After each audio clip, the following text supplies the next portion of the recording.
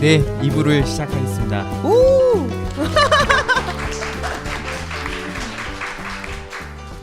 네, 아까 했던 질문들 다시 네, 한번 알겠습니다. 상기시켜 주시죠. 네, 이제 교육에 대해서 되게 이제 궁금한 것들이 많은데요. 이제 가맹점이나 아니면 또 직영점의 교육을 어떻게 하시는지 그런 것들이 궁금합니다. 네, 일단은 뭐 어느 회사나 마찬가지로 다 이제 교육비를 받고 교육을 하잖아요. 가맹점 같은 경우는.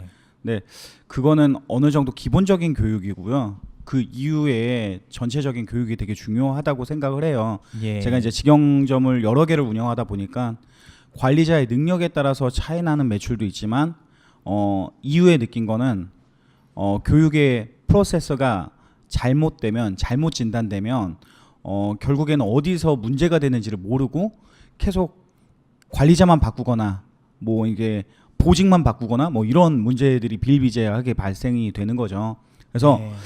가장 중요한 거는 뭐 많은 분들이 듣고 계시는 많은 분들 그리고 여기 계시는 분들이 만약에 개인 매장을 운영하면 오늘부터라도 매뉴얼을 만드셔야 돼요. 근데 그 매뉴얼을 어렵게 생각하면 안 돼요.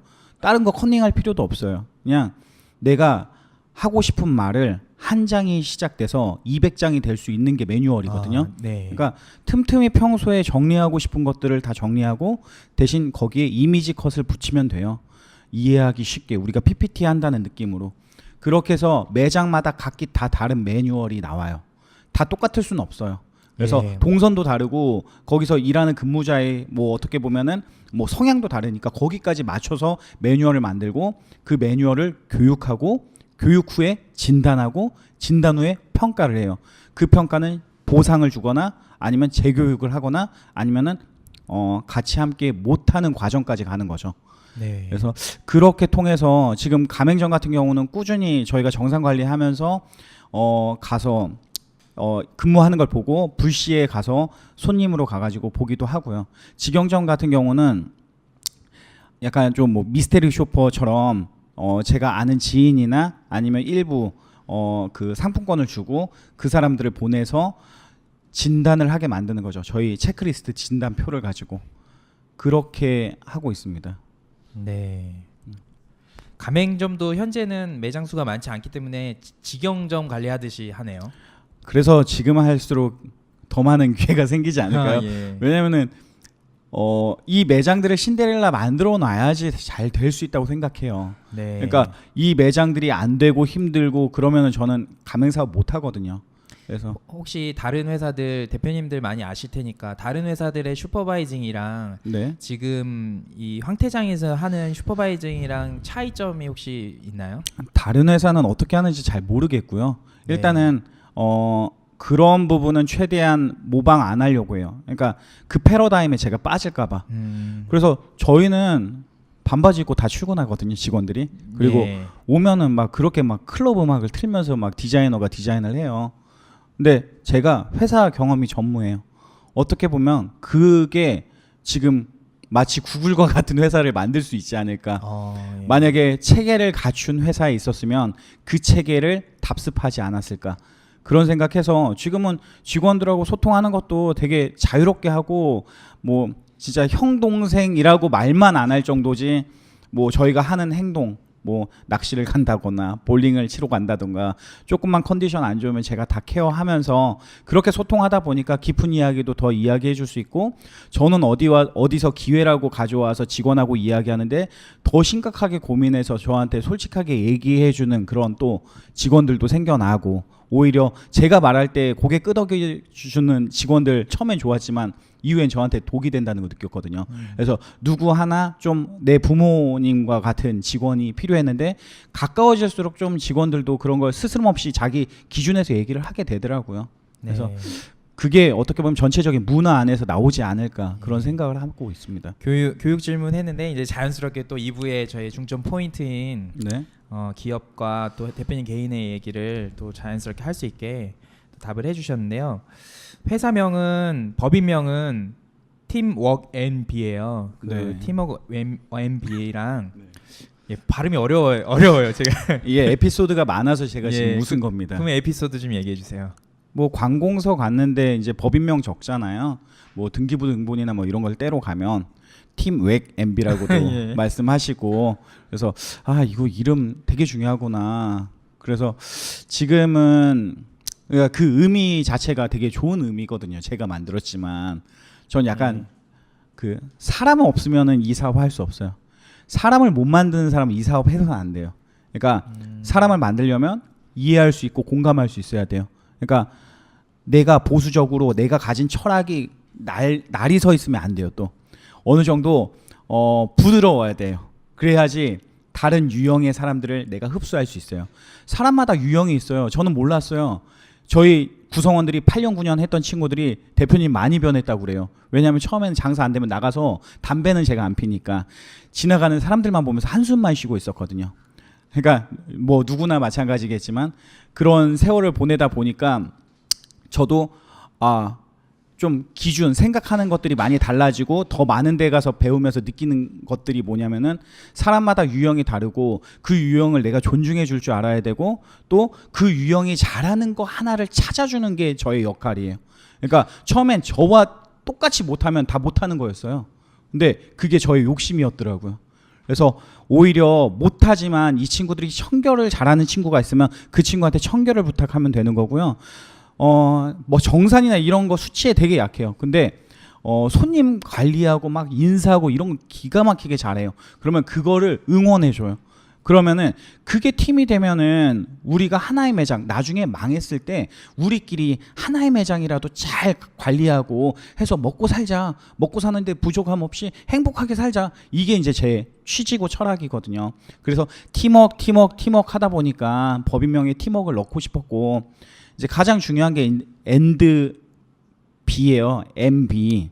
네. 이제 B가 맥주 비어의 약자인데 직원들이 처음부터 고민을 했던 게 그거였어요. 대표님 우리가 다른 아이템 하면 어떻게 합니까? 야 밥집 하면 그게 B가 밥으로 바뀌는 거고 고깃집 하면 B가 비프로 바뀌어. 유연해야 돼. 네. 이러면서 이제 팀워크 앤 B로 이제 하게 됐습니다. 좋은 의미입니다. 저는 수액 MB 하면은 오히려 이름이 더 대표님 이미지와 더 잘 어울렸을 것 같고요. 예, 뻘쭘합니다. 예, 우리 스노우폭스의 회사명 얘기하는 거 별로 안 좋아하시죠? 예. 괜찮습니다. 네, 질문 하나 혹시 하나 부탁드릴게요. 네. 제가 역삼점에서 점장을 맡고 있다 보니까 점장들이 어떤 것들을 배워야 되고 어떤 것들을 하는 게 좋은지가 가장 궁금하거든요. 그래서 대표님이 생각하시는 점장의 역할은 어떤 거고 어떤 것들을 배워야 되는지를 궁금해합니다. 역시 좋은 회사답게 되게 좋은 질문을 또 네네. 이렇게 딱 다 하는 칭찬이었네요. 나한테만 해서 포인트를 잡고 하셨는데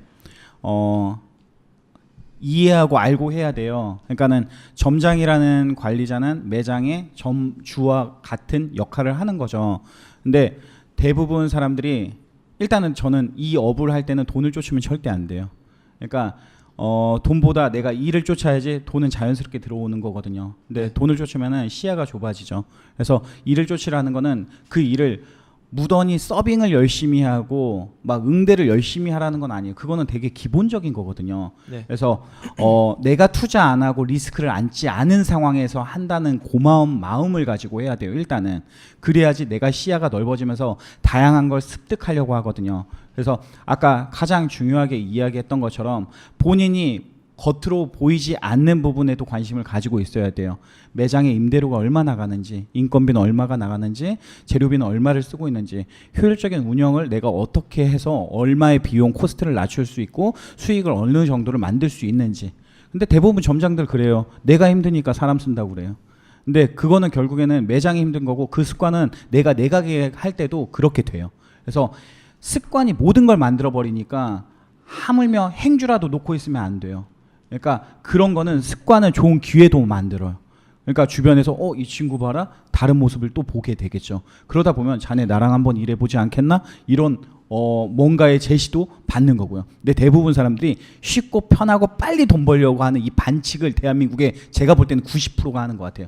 그래서 상위로 올라가는 10%가 될 수 있으려면 좀 마인드부터도 바꾸고 또 내가 그 좋은 마인드로 접근을 해야 어떻게 보면은 좋은 걸 더 많이 습득을 할 수가 있어요. 그래서 일단 기본적으로 운영에 대한 전반적인 것들은 배우지만 이 경영할 수 있는 부분들을 내가 좀 공부하고 이해해 나가려고 해야 돼요.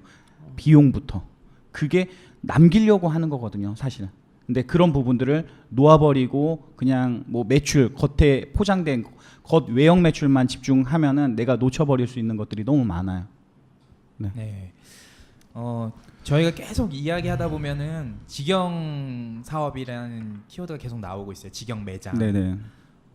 그런데 그 탄탄한 직영 매장을 운영한다고도 여기 써 있는데 어떤 브랜드들을 몇 개의 직영 매장을 운영하고 있는지 좀 설명 그러니까 뭐 부탁드릴게요. 탄탄하진 않고요. 네, 늘 탄탄하기 위해서 노력하는 직영 매장들이고 처음에 13개까지 하다가 프랜차이즈 하면서 비용이 많이 들면서 하나씩 정리해서 지금은 9개가 남아 있고 예. 목표는 직영 100개 목표는 있어요. 가맹 100개의 목표는 없어요. 그러니까 다시 말해서 가맹은 사실 내가 직영처럼 해야 돼요. 그럴 바에는 직영하는 게 낫겠죠. 근데 가맹을 하는 거는 우리 회사의 소속은 그러니까 직접적인 소속은 아니지만 돈을 벌려고 하는 사람들한테 저는 돈을 벌어주고 그들이 행복한 걸 보면 희열을 느끼고 제가 어떻게 보면 누군가에게 봉사해주는 기부하는 마음을 가질 수 있어서 프랜차이즈를 하는 거고 직영에 대한 사실 목표와 욕심은 상당히 많아요, 제가. 이것도 좀 생소한 저희 쪽에 그 계신 분들이 생소하게 느낄 거죠. 뭐냐면 이 운영하다 보면 직영점이 손익률이 떨어지거든요. 그리고 비용도 많이 들고 그러다 보니까 사람 관리도 힘들고 그러다 보니까 직영점을 오히려 더 줄여나가는 대표님들 많거든요. 근데 오히려 직영점이 더 포인트다라고 말씀하시는 것 자체가 너무 좀 생소하네요. 네. 예. 가맹점을 뭔가 그 아까 법적으로 확실히 가맹점이지만 가맹점을 뭔가 직영스럽게 운영하시는 그런 계획도 있으신 건가요? 그렇기 때문에 확장을 제가 많이는 못할 것 같다라는 생각도 해요. 근데 이제 앞으로 그런 프로세스도 제가 만들어가면서 더 많은 가맹점을 가질 수 있고 저희가 유지 보수 그러니까 보완할 수 있게 만들어 가려고 하는 이제 목표는 세우겠지만 직영을 하면서 가맹 사업에 도움되는 게 있고 가맹을 하면서 직영에 도움되는 게 있어요. 그러니까 시스템이잖아요. 프랜차이즈는 그 예. 시스템을 어떻게 보면 직영에 녹여내다 보니까 직영이 더 예전보다 완성도가 더 높아지는 것들을 제가 많이 느끼고 있고 또 직영 관리하는 것들을 가맹 관리하듯이 관리하다 보니까 만족도 또한 높아지는 걸 느끼게 됐고 예. 그래서 이 상호적인 것들을 잘 보완하면서 가면은 우리는 직영을 많이 하는 또 좋은 프랜차이즈 회사가 되지 않을까 그런 생각을 하고 근데 있습니다. 왜 직영을 죄송합니다. 왜 직영을 그렇게 많이 하시려고 그러는 거예요? 팀이 필요해요. 사람이 필요해요. 사람을 남기려면 매장을 남겨야 돼요. 그래서 그들에게 돈을 벌 수 있는 기회를 주고 공간을 만들어줘야 돼요. 저는 직영이 적자가 나는 데도 있어요. 근데 절대 정리 안 해요. 정리하면 그 친구를 정리해야 되니까. 저랑 평생 함께 갈 수 있는 사람들을 만들어가는 거예요. 네. 그 이제 개인적인 뭐 이따가 팀워크 NB에 직원 복지에 얘기하면서 또 사람 이야기 나오겠는데요. 그 전에 이제 되게 여쭤보고 싶었지만 좀 참았던 CEO 대표님의 개인 이력을 중심으로 질문을 좀 드려볼까 합니다.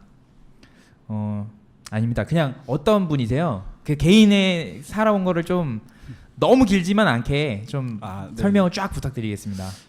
그냥 너무 길지 않겠죠? 예.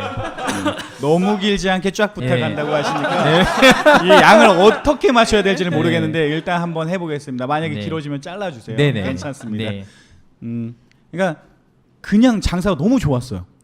진짜 사람들이 장사를 하대하면 그 친구를 안 볼 정도로. 그러니까 이 장사라는 직업도 소중했고 내가 가지고 있는 목표 자체가 존중받았으면 좋겠다는 생각을 했었어요. 이유는 환경이 만들어주는 게 되게 큰 것 같아요. 부모님이 축산업을 하셨고 부모님이 읍내에서 축산업을 하셨을 때 1시간 반 떨어진 조그마한 아파트에서 할머니하고 누나하고 저는 5살 때부터 떨어져서 고등학교까지 지내게 되죠. 부모님과 같이 안 산 것 치고는 나름대로 성공한 거 아닌가요? 네. 근데 부모님이 한 달에 2번을 저를 봐요. 그 유일하게 장날 소를 팔고 저희 집에 오셔서 하룻밤을 자고 가십니다. 늘 파란색 그 배춧잎을 세고 계시는 거죠. 그 소를 팔고. 저는 엄청 부자인 줄 알았어요, 저희 집이. 그래서 초등학교 때 그 부모 직업 적는 난에 축산업이라고도 자신 있게 적을 정도로, 그리고 소 72마리 뭐 이런 거 마리수까지도 적을 정도로 좀 장사에 대해서 좀 그때부터 아마 물건을 사고 내가 정당한 대가를 받을 수 있다는 거에 저 적성하고 되게 맞았다는 거를 느꼈어요. 그래서 중학교 고등학교 때까지도 그 꿈은 포기하지 않았어요. 근데 부모님이 따로 키워서 잘못 키웠다는 생각을 이제 하시더라고요. 그래서 우리가 공부를 못해서 교육을 못 받았기 때문에 이렇게 힘들게 사는데 왜 너는 나름대로 고생해도 너 하나는 좋은 학교 보내고 좋은 직장 보내려고 하는데 그렇게 고생을 하냐, 그런 생각을 하냐. 설득 아닌 설득에 타협을 한 거는 제가 대학교 들어가는 조건으로 너 하고 싶은 거 다 해라고 했어요. 그래서 그거에 대해서 확신을 받고 유일하게 장사를 배울 수 있는 학과가 뭐가 있을까 해서 경영학과, 그리고 이왕이면은 좀 말은 하면은 제주도 보내고 사람은 서울로 보낸다고 좀 위로 올라가야지 내가 더 큰 물에서 놀지 않을까 했는데 좀 뒤늦게 좀 이렇게 공부를 하다 보니까 이렇게 인서울을 못 가고 이렇게 경기도 지역에 이제 학교를 들어가게 되었고, 그러면서 장사에 대한 계속 노력을 했죠. 그리고 노력하면서 부모님을 설득이 아니라 이해시켰어요. 얘는 장사로 안 풀면 안 되는 애구나. 왜냐하면 제가 고시원에서도 쌀 팔고 복조리 뭐 김밥, 샌드위치 이런 걸 팔아서 되게 많은 용돈을 드렸거든요. 부모님이 이 친구는 우리 아들은 이렇게 풀어줘야 되는구나 해서 그때부터 이제 제가 하는 거에 좀 박수를 쳐주기 시작을 했죠.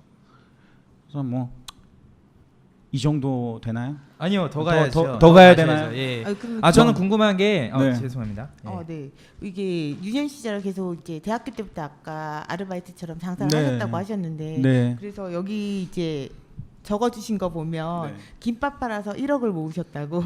예. 김밥 팔아서 1억은 오해입니다. 김밥 네. 팔아서 2004년도에 브랜드 이름 자동차 브랜드 잠깐만요. 이야기해도 되나요? 거기 가기 전에요. 네. 아웃백 여기 듣는 분들은 프랜차이즈에 계신 분들이랑 아웃백이라는 직영 외식업체에 대한 그런 배경을 모르면 왜 이분이 이렇게 직영 사업과 손익 관리나 이런 거에 잘 알고 있고 잘 하시는지 그거 궁금해할 것 같고요. 그래서 아웃백 얘기한 거부터 해서 뭐 노점 뭐 오케이. 예, 다 해주세요. 알겠습니다. 예. 그러면은 여기부터 갈게요. 네. 그 4학년 조기 취업을 한다고 조기 취업을 해달라고 이제 교수한테 찾아가니까 교수가 어느 회사 들어갔냐 그래서 주 오지정이요 딱 이랬더니 거기가 어떤 회사인데 패밀리 레스토랑입니다. 그러니까 저를 아주 이해 못한다는 듯이 바라보셨죠. 그래서 당당히 11월 달에 아웃백 스테이크하우스 시급 3,000원에 제가 강남점에 입사합니다. 네. 정직원 아니에요. 계약직이에요. 아웃백 스테이크하우스 홈페이지 그때만 해도 거기다가 딱 그 구인 광고 란이 있었어요. 딱 올리면은 바로 전화 와요. 오라고. 근데 저는 당당하게 친구들한테도 동기들한테도 아웃백 들어갔다 이야기하니까 그 친구들은 되게 토익, 토플, 뭐 해외 연수, 뭐 도서관에서 맨날 공부하면서 꿈이 직장 생활을 꿈꾸는 친구들이었어요. 근데 자기 꿈들은 소중하고 제 꿈은 이해를 못 하더라고요. 저는 대학교 친구 한 명도 없습니다. 그러니까 연락이 다 끊겼죠. 그러니까 이렇게 뭐 장사라는 걸 어떻게 보면은 좀 하등하는 사회 분위기 그게 과거에는 더 심했죠. 근데 저는 일단은 너무 좋았어요 장사가. 그래서 장사를 배울 수 있는 데가 필요했고 그래서 아웃백 스테이크하우스라는 곳에서 서비스를 배우기 위해서 들어갔죠. 들어가서 한 달 딱 했는데 월급이 4대 보험 띄고선 64만 원 받은 거예요. 거기 프로세스가 약간 시급이 약할수록 10시 이후부터 그때도 1.5배 수당을 줬으니까 네. 10시에 끝나고 12시까지 이제 거기에 모든 것들을 다 청소하고 정리해야 되는 역할을 하거든요. 그게 이제 시급이 싼 사람부터 시킵니다. 내가 그레이드가 어떻게 보면은 그러니까 직책이 올라갈수록 시급이 올라가면 내 근무 시간이 계속 줄어들어요.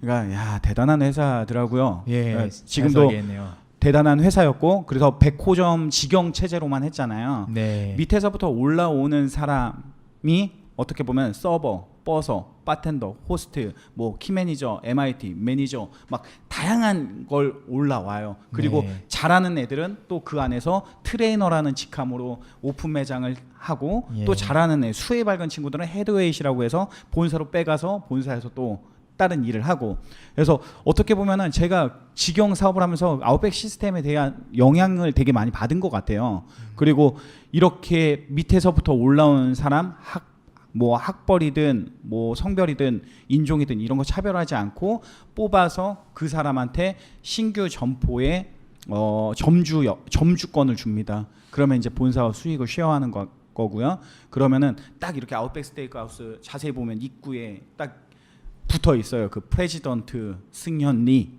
이렇게. 네. 그래, 점주가 되면은 이제 매출의 어느 정도의 수익을 내가 가져가는 거죠. 그런 것들을 되게 많이 보고 느꼈고 저는 이제 거기서부터도 말씀드리고 싶은 것들은 포인트가 있어요. 장사에 미치다 보니까 정말 미쳐 살다 보니까 9시 출근인데 막 8시 반에 나와서 가게에서 기다리고 있어요. 매장에서. 빨리 열고 일하고 싶으니까요. 진짜 미쳤죠. 그리고 제가 퇴근하는 시간에 퇴근하라고 해도 안 나갔어요. 제가 닉네임이 윌이었거든요. 윌, 왜 퇴근 안 해? 저 조금만 더 여기서 도와드리다 갈게요. 이런 것들이 저한테는 기회가 되게 많이 왔죠. 그러면은 맨날 테이블 치우는 버서만 했으니까 한번 이렇게 이제 테이블 4개 맡아보고 6개 맡아보고 서버도 해보고 그리고 아웃백의 가장 중심 심장에 빨리 들어가게 됐죠. 그러면은 바에서 음료도 빼주고 손님도 응대하고 그러니까 어떻게 보면은 내가 계속 성장할수록 기회가 되게 많아지고 그만한 것들은 또 페이로 연결되고 근데 거기서 느꼈던 거는 사람한테 윗사람들한테 내가 좋은 사람으로 보여주려고 하는 거는 다른 거 없어요. 그러니까 내가 일에 목표를 두고 일을 쫓으니까 더 많은 좋은 기회들이 생겨나더라고요. 그래서 지금도 변함없는 건 전 돈을 목표로 하지 않아요. 돈은요 그냥 하다 보니까 자연스럽게 옆에 와 있어요. 근데 돈을 벌려고 진짜 목표해서 돈을 벌려고 막 해도 제 순수성이 사라지는 건지 뭔지는 모르겠지만 돈이 안 따라와요. 그래서 저는 돈하고 사람은 극이 있다고 생각하거든요. 그러니까 사람이 자석의 N극이면은 돈도 N극이에요. 근데 일이 S극이에요. 내가 일을 붙여야 일이 돈을 붙이거든요. 근데 이제 그 일이 그냥 막무가내로 내가 그냥 뭐 끌려다니는 일이 아니라 좋아하는 일. 그러니까 내가 즐기면서 행복할 수 있는 일, 얼마를 벌더라도 이렇게 하다 보면은 더 좋은 큰 기회들은 만들어지더라고요. 그래서 이제 그 이후에 다양한 걸 배우고 싶어서 아웃백 스테이크하우스를 나왔어요. 저는 목표가 있었어요. 내가 많은 다양한 경험을 하는 거. 한 직장에서 오래 가겠다 이게 아니었어요. 그러니까 직장인들은 무조건 한 직장에서 오래 가야지 그게 이제 커리어가 되고 그 커리어 가지고 다른 또 직장으로 이직을 하게 되는데 외식업은 사실 그게 아니었어요. 내가 6개월이든 1년이든 이곳에서 볼 수 있는 걸 최대한 보고 익혔으면 또 가서 또 다른 걸 보고 그래야지 데이터가 조합이 되는데 한 곳에 오래 있으면은 그 데이터밖에 안 나오니까 기준이 어떻게 보면은 잘못 서버릴 수가 있거든요. 이게 환경적으로 되게 다양한 변수가 많은 게 외식 사업인데 한 곳만 이해하고 한다. 이거는 정말 리스크가 또 다른 리스크가 막 와버려요. 그래서 그 다음에 뭐 다양한 매장에서 일을 했고 모 프랜차이즈 회사에서 직영 관리도 하기 시작했고 카페 활동하면서 카페 활동하는데 어떤 사장님이 강원도에서 장사하시는데 장사하는데 일손이 부족하다고 그래서 또 강원도까지 제가 가가지고 일을 도와드리면서 거기서 거주했던 적도 있고 그러면서 저는 제 다이어리가 추억의 다이어리가 있어요. 아직도 항상 메모했어요. 항상 메모하고 내 거 방식대로 만들려고. 그리고 일 끝나면 항상 남의 호프집들을 다녀요. 제가 약간 뭐 술을 먹어도요 필요하니까 술을 먹어도 가면은 명함을 받아요. 명함을 받고 제 그 다이어리에 명함을 호치키스로 딱 찍고 밑에다가 내가 점장이었으면 어떤 걸 어떻게 할까를 디테일을 막 찾아서 나름대로 적어요. 그래서 지금 테이블 개수가 이 정도고 내가 볼 때 테이블 폭도 너무 좁고 그리고 안주의 구성이 불필요한 것도 있고 막 점장이 됐을 때 내가 바꾸고 싶은 것들을 막 적는 거죠. 그리고 여기가 못하고 잘못되고 잘하고 있는 것들을 나름대로 찾아내려고 하는 연습을 되게 많이 했어요.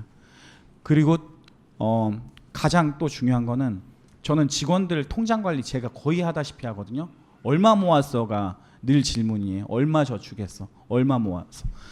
젊은 나이에 경험 누구나 많이 할 수 있어요. 하지만 젊은 나이부터 알뜰하게 내가 자본을 만드는 습관을 갖는 사람들 거의 없어요.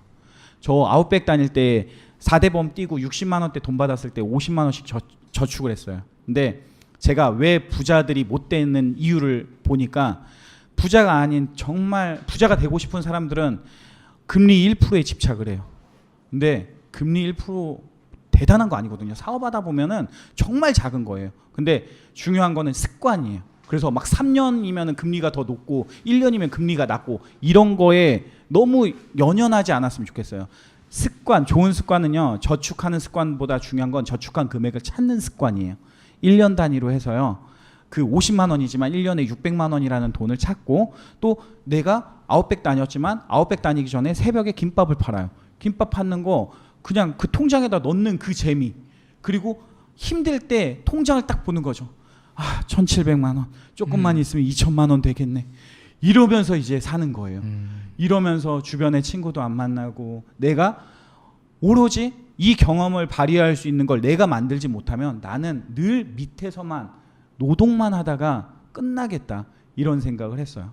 그래서 가게 하나, 직영 하나 하는 걸 목표로 제가 돈을 모으면서 경험을 쌓는데 경험을 쌓을 때 나만의 방법을 만들면서 쌓아야지 그 안에 철학이 또 만들어질 수 있는 거고 나만의 어떻게 보면은 그런 그러니까 모방 아닌 내가 누군가에게 진짜 좋은 메시지를 주더라도 내 훌륭한 노하우를 전달해 줄 수 있는 그 메시지가 나올 수 있다고 보거든요. 그래서 그렇게 하면서 다양한 일들을 하고 돈을 모으고 경험을 쌓기 시작했을 때가 2008년 전까지였죠. 500원짜리 김밥 팔아서 저는 중형차도 샀습니다. 와. 말이 안 되죠. 네. 지금 전 재산이 얼마신가요? 저 이런 세무조사 발언은 좋아하지 않습니다. 네. 그냥 좀 그래도 여유롭게 지낼 정도는 되시는 거죠? 그냥 저는 양가 네. 부모님 용돈을 한 달에 150씩 드리고 있고요. 와. 그렇게 드린 지 한 6년 됐고 그리고 지금 4살, 7살 두 아들 네. 놀이학교가 한 달에 300만 원씩 나오고 있고요. 네. 그냥 이 재산을 안 말한 것보다 더 무섭네요. 예. 그러니까 계속 운영 수익이 그 정도. 예. 직영점을 많이 하면 이렇게 됩니다, 여러분들. 직영점 많이 하시고요. 또 하나 이제 질문을 하나 드리고 싶은 게 여기 계신 분들 프랜차이즈 종사자분들도 뭐 이제 저희도 실무자들이 많다 보니까 이제 과장, 차장, 부장 이런 분들이 좀 많이 있는 편인데 이분들도 나중에 이제 경영자가 되면 뭐 우리나라의 교육 과정이 많지는 않지만 이런 뭐 프랜차이즈 CEO 과정이나 이런 것들이 되게 다양하게 있는 것 같아요. 네네. 근데 거기 개인적인 질문이기도 한데 그 교육 과정 어떠신 것 같아요? 가서 얻은 거와 뭐 잃은 거 있으세요? 네네네. 장단점. 예. 일단은 내가 이해하고 아는 만큼 그 교육도 받았을 때 들리고 보여지는 거거든요. 예. 근데 내 마음이 안 열리고 내가 알지 못하는 것들을 새롭게 배운다고 교육을 받으러 가는 건 저는 좀 아니라고 봐요. 그럼 얻을 수 있는 게 없어요. 근데 제가 가장 크게 얻을 수 있는 건 이렇게 여러분들처럼 나보다 좀 더 앞서가는 사람, 그 내가 가는 길을 먼저 간 사람들을 경험 들으려고 하는 거. 저는 월화수목 금을 술을 먹어요. 먹는 이유가 술을 좋아해서 먹는 게 아니라 그런 자리를 무조건 만들어요. 그러니까 저보다 나은 사람이 있는 자리를 가요. 가서 항상 핸드폰을 켜놓고 좋은 얘기가 있으면은 대표님 잠시만 사진 한번 찍어도 되겠습니까? 라고 양해를 구하고 사진을 찍고 그분이 한 얘기를 적어요. 적고 그 이미지는 다시 말해서 기억을 하기 위해서예요. 텍스트로 적으면 기억이 안 나요. 그래서 저는 항상 이미지를 붙이거든요. 그렇게 해서 경험을 쌓다 보면 그들을 통해 내가 리스크 관리가 돼요. 그러니까 중요한 건 속도보다 우린 방향이잖아요. 근데 이들이 시행착오했던 방향을 내가 안 가면 돼요.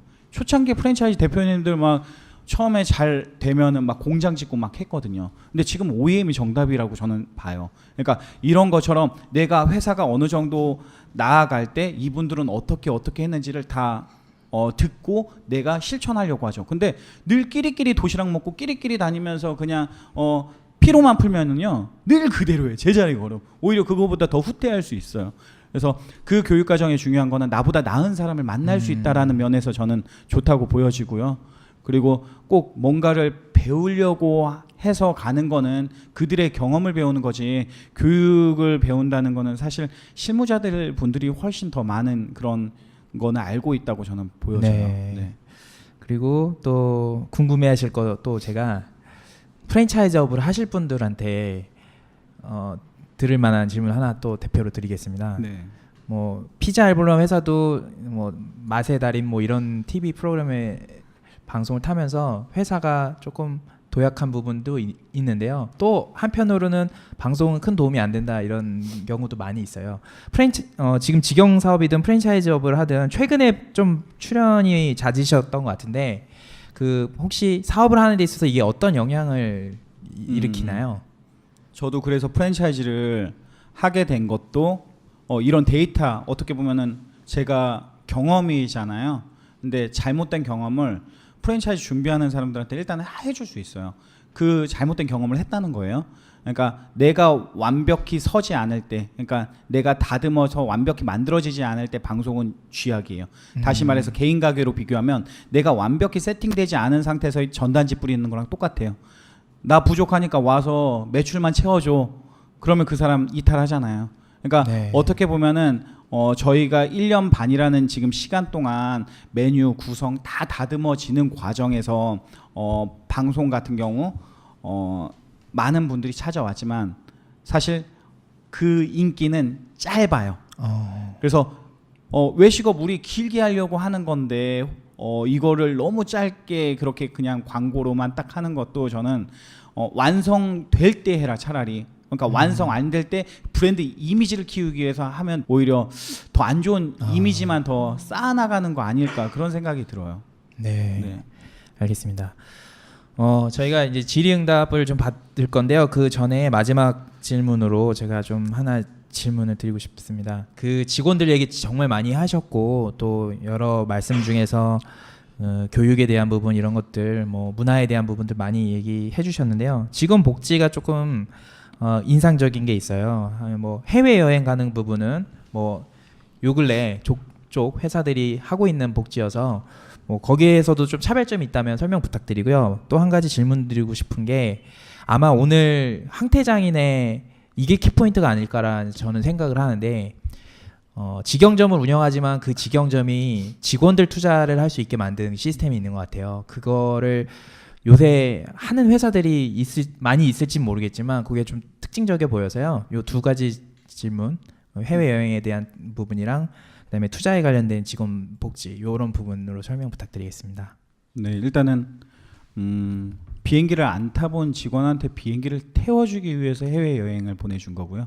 그리고 이왕이면 해외여행 갈 때 좀 다른 갔다 온 사람하고 비교 안 되게 비즈니스 클래스로 가게 되는 거고요. 그러면서 저는 저희 가족하고 같이 가요. 대표님만요? 네? 대표님만요? 아니, 아니면- 저희 직원을요. 그래서 네. 직원이 저희 가족의 일원이 되기 위해서 되게 노력을 많이 해요.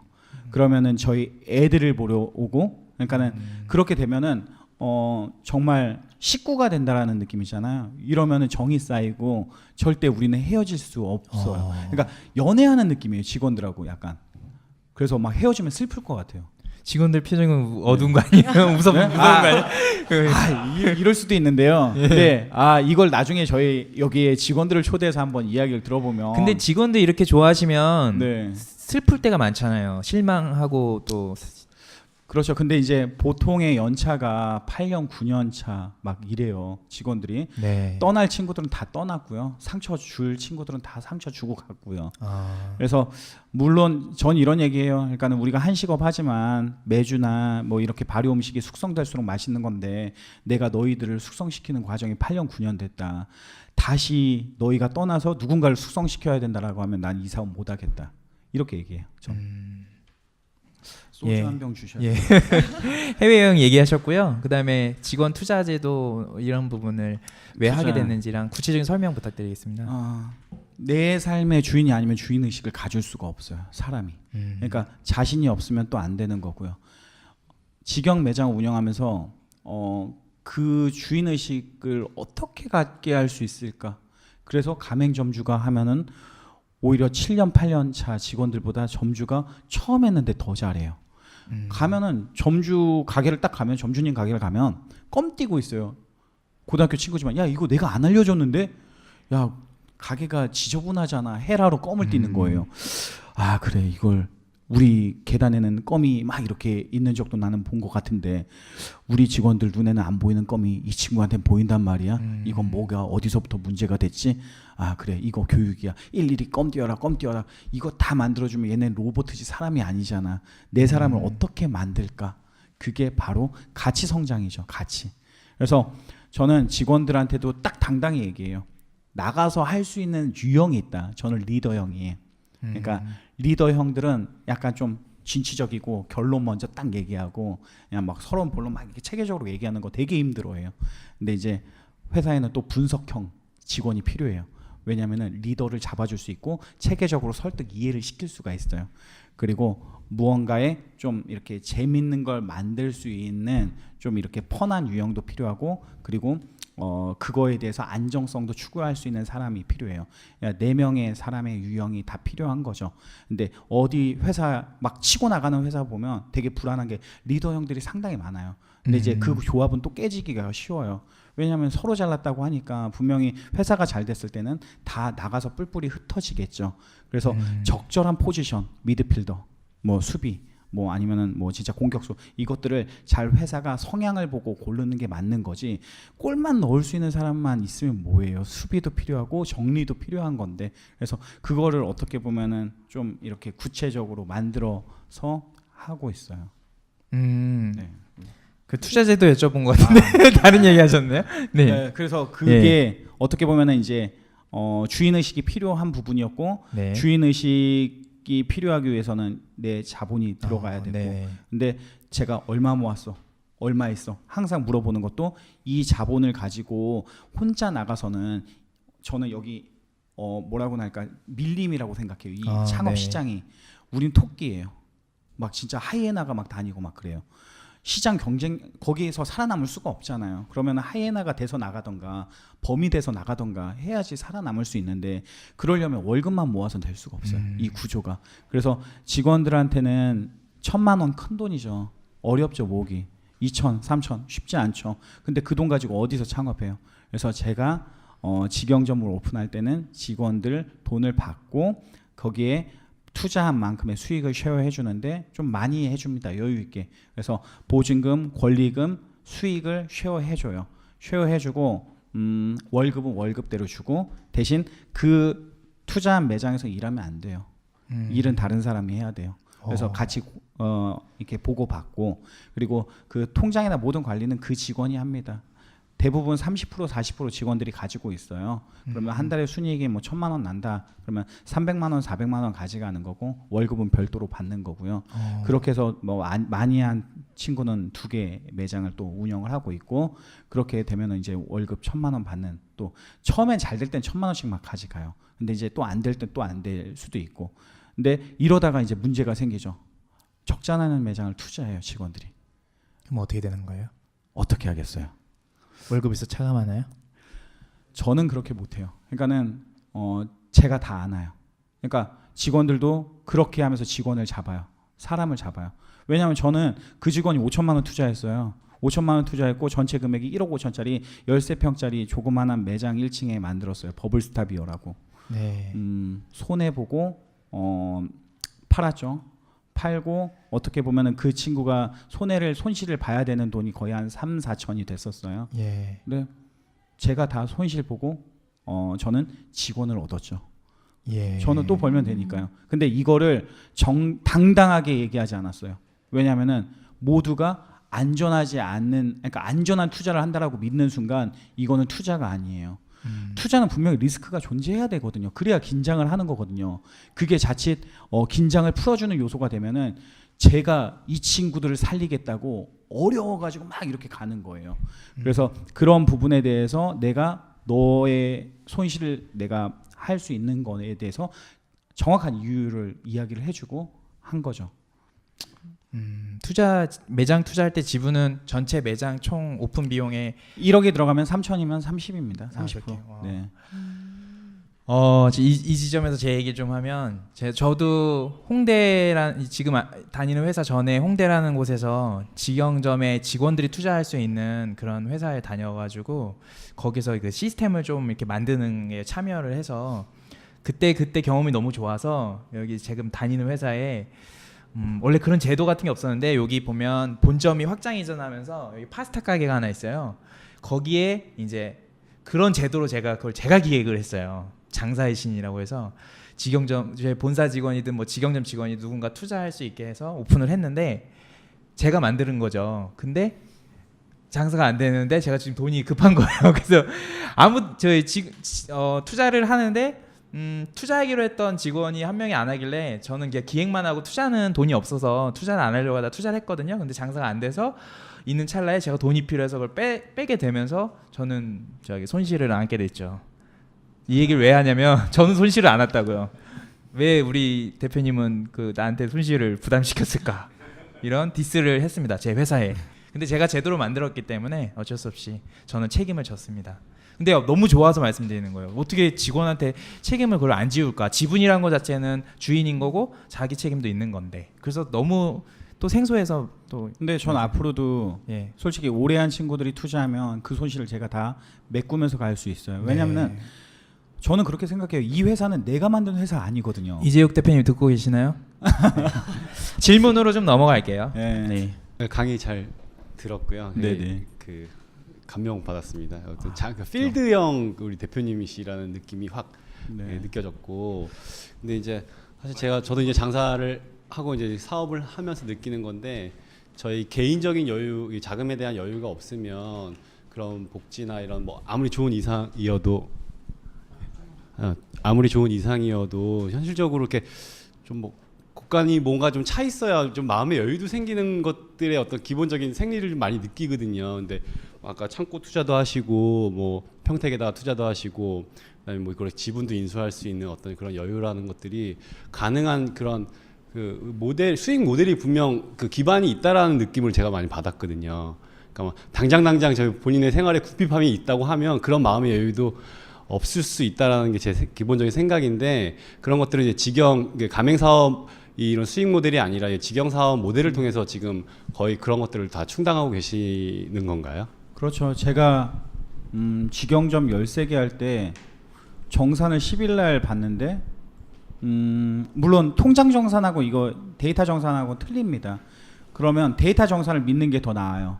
그러니까 통장 정산을 믿어버리면 내가 다 쓰고 이만큼 남았는데 안 남았다고 또 생각할 수도 있고, 또 의외로 또 이 돈 들어오는 날짜가 다 틀리니까 많이 남았다고 또 볼 수가 있어요. 그래서 통장보다는 이제 데이터 정산을 보고서는 저는 기준을 하는데 13개 할 때 한 달에 꾸준히 1억 2천은 벌었어요. 다 제하고. 근데 지금 이제 9개 하지만 이제 수익률은 직장인들이 6천 연봉 7천 이야기하는데 전 잘 이해 안 가요. 연봉 올랐다고 막 승진했다고 하는데, 물론 뭔가 그러니까 폄하하는 건 아니고요. 그러니까 그만큼 이제 돈이라는 거에 대해서 좀 되게 많이 무뎌졌어요. 근데 돈은 내가 행복하기 위한 뭐 수단이나 이런 것도 될 수도 있지만, 중요한 거는 내가 내 사람을 더 만들고 그 사람들을 교육하고 그 회사를 더 성장시키는 또 원동력이 되기 때문에 저는 가게를 하나 하는 거에 대해서 되게 부정적인 사람이에요. 대부분 사람들은 가게 하나만 하려고 하잖아요. 우리나라 창업시장에 하나 하게 안 놔둬요. 그러니까는 내가 잘 벌면 주변에 꼭 생겨요. 이 사람들이, 이 600만 700만 자영업자들이 막 다 들어와요. 그러면 내가 내성이 생겨야 되는데 이거를 전쟁만 하다가 죽어요. 그러면 용기마저 죽어요. 나이도 들고. 그러니까 분산 투자하라 이거죠. 2개, 3개 직영을 확장해야죠. 프로세서를 공부하고 이해하면서 확장해야죠. 그러니까 장사하지 말고 경영하라고 얘기해요. 그러니까 그래야지 내가 이 외식 시장에서 오래 살아남을 수 있어요. 내가 안 되면은요, 바꾸면 돼요. 그래서 저희 브랜드가 이름이 되게 많거든요. 죽은 브랜드도 있고 살아있는 브랜드도 있어요. 앞으로 나올 브랜드도 있는 거죠. 그러니까 주변에 괜찮은 거, 우리 상권에 이게 적합해라는 걸 내가 빨리 진단해서 바꾸는 거죠. 바꿀 때 이제 너무 자주 바꾸다 보니까 비용도 많이 안 들어요. 인테리어 되게 쉽고, 어디 포인트만 주면은 어떻게 저렴하게 색깔을 낼 수 있다라는 것도 알게 돼요. 이거를 계속 실패하면서 내가 시장에서 저항해 나가다 보니까 익숙해지는 거지. 분석형들은 약간 좀 이거에 안 어울려요. 계속 돌다리 두들리다가 실행을 못해요. 전 약간 좀 실행하면서 내가 시행착오를 통해서 얻는 것도 있고, 시행착오를 간소화하기 위해서 내가 그 경험들을 데이터로 계속 만들어가는 거죠. 피드백을 계속하면서. 그러다 보면은 하나를 할 때마다 바꿀 때마다 매출이 오르고 잘 되는 매장들을 만들 수 있어요. 저는 그래서 직영 사업에 장기간 플랜으로 여러 개를 하는 게 적합하다 이렇게 생각을 해요. 그럼 직영 매장 9개 중에서 아이템이 다 다른가요? 네, 뭐 그 중에 가맹점도 있고요. 치킨집 가맹점도 제가 하고 있어요. 가맹점주로서 2년 반 됐어요. 제가 프랜차이즈를 하기 위해서 가맹점을 하는 거에 대해서 필요성을 또 느꼈고, 그래야지 가맹점주하고 같이 소통을 하는데 원활하게 할 수도 있다고 느끼고, 그리고 대부분 지금 황태장인 직영점 빼고는 주류인데 크래프트 비어, 뭐 퓨전 요리, 포차, 저가형 술집 뭐 다양하게 있어요. 그 시장에서 살아남기 위해서 계속 바꾸는 거죠. 그래서 저희 본사에는 디자이너가 있고 기획을 하는 사람이 필요하잖아요. 메뉴 구성을 하는 사람이 필요하니까 R&D가 있고, 관리하는 직원들, 슈퍼바이저들은 저희 직영점 직원들이 잘하니까 그 친구들이 하고, 그래서 제가 기획하고, 그런 식으로 5명이 팀이 돼가지고 브랜드가 죽을 때쯤 되면은 야 이거 바꾸자 해가지고 바꿔요. 그렇게 되면 또 그 시장에서 다시 1등을 할 수가 있죠. 네, 또 혹시 질문하고 싶으신 분 계시나요? 네. 네, 오늘 강연 잘 들었습니다. 저는 브라운백커피의 구인무라고 하고요. 그 아까 좋은 원재료를 사용하는 것들이 너무너무 중요한 포인트이기 때문에 원가율이 너무 낮은 것보다도 혹은 너무 높은 것보다도 되게 적정한 원가율이 중요하다 이렇게 말씀해 주셨는데요. 그런 것들을 근본적으로 생각하시는 이유는 고객들이 계속 지속적으로 만족하면서 재방문할 수 있도록 만드는 게 가장 주 포인트라고 저는 생각을 하고 있는데요. 그래서 재방문율이 얼마 정도 되시는지 궁금합니다. 재방문율은 제가 뭐 수치적으로 계산은 안 해봤고요. 단골 손님 매니아층이 많습니다. 그리고 많아지는 거 느끼는 순간 잘 되고 있구나. 저는 화목한 회사를 꿈꿔요. 그래서 항상 아직도 무조건 술을 먹어도 아침에 화요일 목요일은 매장에 가요. 그래서 매장을 체크를 해요. 체크를 하는 게 그냥 리스트 가지고 다니면서 체크하는 게 아니라요. 손님들 반응 보면서 같이 서빙해요. 직원들하고 서빙하고 그릇도 치워주고 테이블도 치워주고, 손님 주문했을 때 직원들이 못 보지만 저는 한 입 딱 떴을 때 봐요. 그러면서 이러는 걸 다 체크하고, 야 간을 기본간만 해. 그리고 손님이 간을 맞출 수 있게 해. 막 이런 것까지 제가 바로바로 진단을 내려요. 이거는 필드형이기 때문에 가능해요. 매장에서 계속 좀 어느 정도 눈치 빠른 사람, 눈치 보는 사람 눈치도 상당히 빠르거든요. 그런 것들이 가지고 있는 잠재적 본능에서 나온 것들이 아닐까. 그래서 그렇게 하다 보면은 그게 운영이고 경영이잖아요. 그렇게 하다 보면은 소비자들은 계속 방문한 사람 또 방문하고 또 방문하고 그렇게 돼요. 그러니까 얼마 전에 백종원 푸드트럭에서 제가 생각하는 걸 백종원 그 대표도 방송에서 얘기한 게 있어요. 외식업은요 정말 오늘 잘못했다고 내일 안 되는 게 아니에요. 저저번 달 잘못한 게 다다다음 달 안 될 수 있는 거예요. 이게 누적이 되는 거거든요. 그러니까 그런 의미에서 지금의 실수를 내일 당장 문제 없다고 버리면 안 돼요. 지금의 실수가 다다다음 달 문제가 될 수 있어요. 그런 걸 예민하게 보고 그걸 보완해 나가려고 하는 노력, 의지가 되게 중요해요. 그러니까 100% 다 만족시킬 수 없지만 대부분의 사람들이 불만족스러운 건 찾아낼 수 있어야 돼요. 그게 오래 운영하는 방법이고 재방문율을 높이는 방법이지 않을까 생각합니다. 네, 내가 백종원이다 하셨습니다. 네, 혹시 또 질문 꼭 해야 되겠다는 분 계시나요? 예, 질문 하나 하시겠어요? 마지막으로 끝내려고 합니다. 네, 오늘 강의 너무나 잘 들었습니다. 네, 저도 약간은 공감하는 부분이 이제 매장을 하나를 하기도 어려운데 2개를 어떻게 할까를 항상 되게 고민을 많이 했었거든요.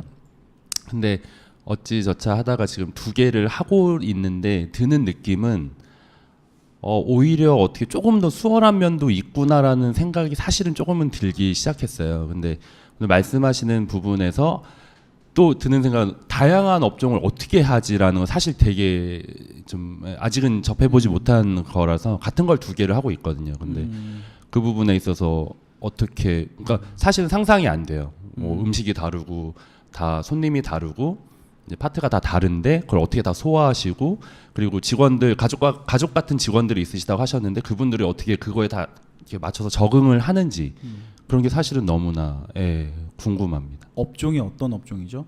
지금 술집입니다. 예예. 네네. 네. 오히려 술집은 사실 그 지진의 진도처럼 1부터 10까지 나누면 술집은 되게 좀 소프트하다고 봐요.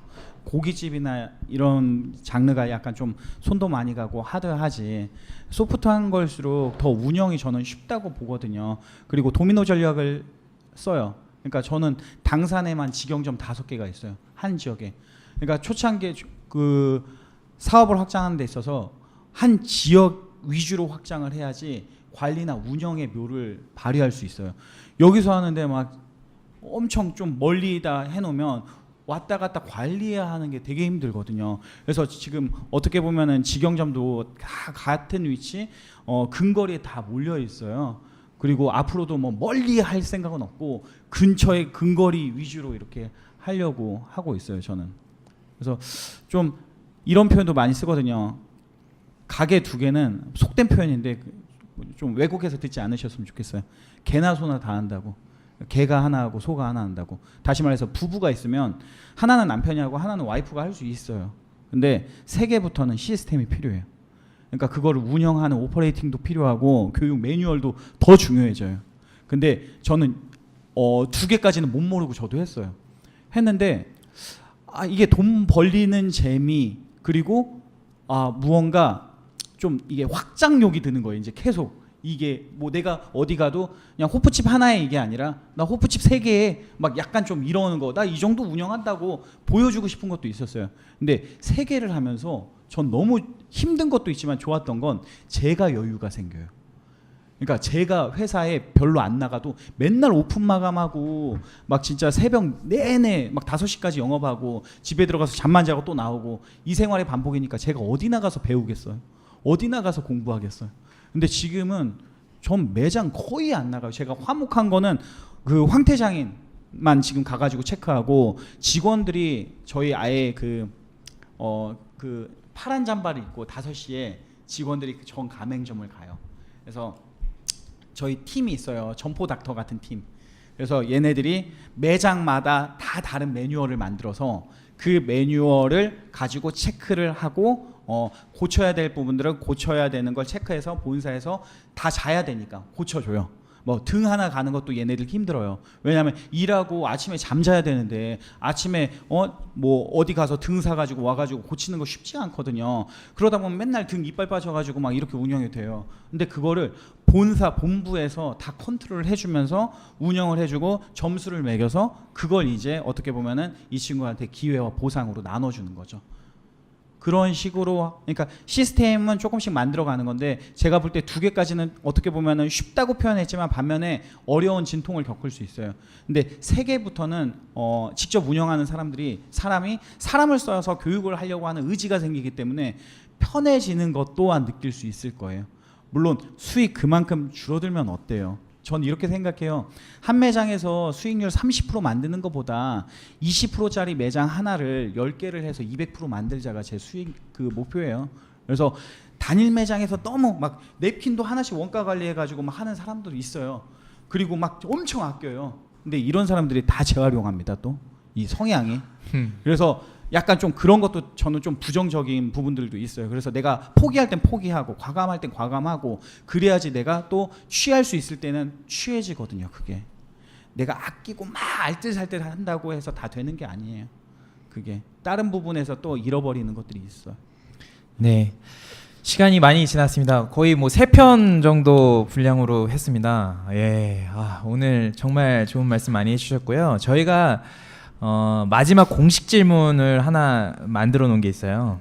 뭐죠? 네, 좋은 프랜차이즈 서약이라는 건데요. 이제 요즘 뭐 이슈되는 것들이 참 많잖아요. 그런데 이제 대표님이 생각하실 때 좋은 프랜차이즈의 서약은 이런 게 아닐까라는 거 좀 이야기해 주셨으면 좋겠습니다. 저는 남들하고 똑같이 하는 게 되게 싫은데 네. 아마 상생이라는 표현 되게 많이 할 거예요. 근데 저는 그 표현은 안 할게요. 안 하고 중요하다고는 생각하지만 이게 서약입니다. 녹음됩니다. 네네 당연하죠. 그러니까 저는 속도보다 프랜차이즈는 방향이다. 네. 확장성보다 안정성이다. 이런 것들을 좀 서약하고 싶어요. 그래서 네. 제가 아까도 말씀드렸지만 황태장인 가맹 출점 전략이라고 하면 올해 하나라도 잘하자예요. 올해 하나라도 네, 잘하자. 한 개라도 잘하자. 그러니까 그 말씀은 다시 말해서 뭐 진짜 50개, 100개를 빠른 시간 안에 이게 흐름이 있는 브랜드는 아니거든요. 만약에 진짜 트렌드가 있으면 이걸 빠르게 해야 되겠지만 트렌드가 있는 것도 아니고 어떻게 보면은 장기간 롱런할 수 있는 아이템이기도 하고 그리고 하나씩 우리가 취하지 않고 관리할 수 있을 정도 늘려나가면서 본사의 구성원에 맞춰서 확장도 어떻게 보면은 비례하면서 가야 되지 않을까 그런 생각합니다. 네. 서약을 해주셨습니다. 하나라도 잘하자. 속도보다 방향이다. 확장보다 안정이다. 서약을 해준 대표님께 큰 박수 먼저 부탁드리겠습니다. 감사합니다. 네. 저희 실무자들이 팟캐스트를 통해서 좋은 서약을 통해 저희가 산 증인이 되고 이게 대표님들한테 마인드 컨트롤로 됐으면 하는 바람에 만든 공통 질문이고요. 앞으로 이 질문은 모든 프랜차이즈 CEO 여기 방문하신 분들께 공식 질문으로 말미에 드리고자 합니다. 오늘 방송 어떠셨는지랑 마지막으로 말씀 부탁드리겠습니다. 제가 이런 분위기인지 모르고 왔는데 나쁜 분위기인가요? 어떻게? 너무 좋았어요. 아 너무 좋으세요? 네, 저는 예. 왜 이렇게 빨리 끝나지? 막 이런 생각도 들고 그리고 네. 이런 네. 좋은 취지의 네. 이런 그 강연 정류장 같은 곳이 그러니까 공유 FC죠? 카페 정류장입니다. 예, 카페 정 예. 카페 정류장. 네. 근데 그 와이프가 여기 간다고 하니까 오빠 뭐 조기 축구회 하냐고 또 얘기를 하더라고요. 예, 이렇게 제가 좀 기회가 되면 좀 네. 후원할 수 있는 것도 아까 네. 있더라고요. 잘 몰랐는데 네네. 그렇게 해서 네. 이렇게 또 주말까지 포기하고 아침 시간 귀한 시간 나오셔서 배우려고 네. 하시는 분들한테 더 많은 기회 돌아가서 네. 이분들이 진짜 건전한 자영업 시장들을 좀 선도했으면 좋겠어요. 아, 네네. 네. 약간 그게 이제 제 바람이기도 합니다. 네. 네. 혹시 네. 혹시 저번에 이재욱 대표님 같은 경우가 그냥 여기서 빈말로 뭐 더 궁금한 거 있으신 분은 여기 카페 1층에서 잠깐 뭐 티타임 하면서 말씀드리겠다 했더니 6분인가 7분이 네. 남으셔가지고 2시간인가 3시간을 얘기했더라고요. 왜 그러신 거지? 근데 혹시라도 끝나고 인사 서로 주고 받으시면서 더 궁금하신 거는 뭐 잠깐 뭐 카페 정류장 1층에서 이렇게 여쭤보시든가 뭐 그렇게 하시면 좋을 것 같습니다. 제가 오늘 시간이 없으시죠?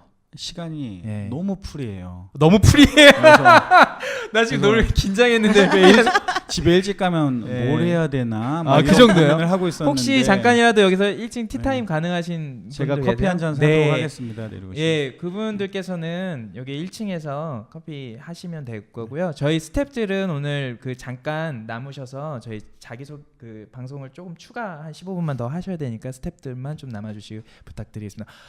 대표님 여기서 네. 대화 나누시고 계시면 저희 인사 또 드리도록 네, 하겠습니다. 알겠습니다. 예, 오늘 정말 긴 시간 내주셔서 감사드리고요. 대표님 같이 직영점에 대한 중요성과 그리고 또 무분별한 확장보다 이런 안정적인 그리고 이런 직원 가치에 어떤 철학을 둔 대표님들이 많이 나타나기를 간절히 기대하면서 오늘 방송을 끝내겠습니다. 감사합니다. 고맙습니다. 감사합니다.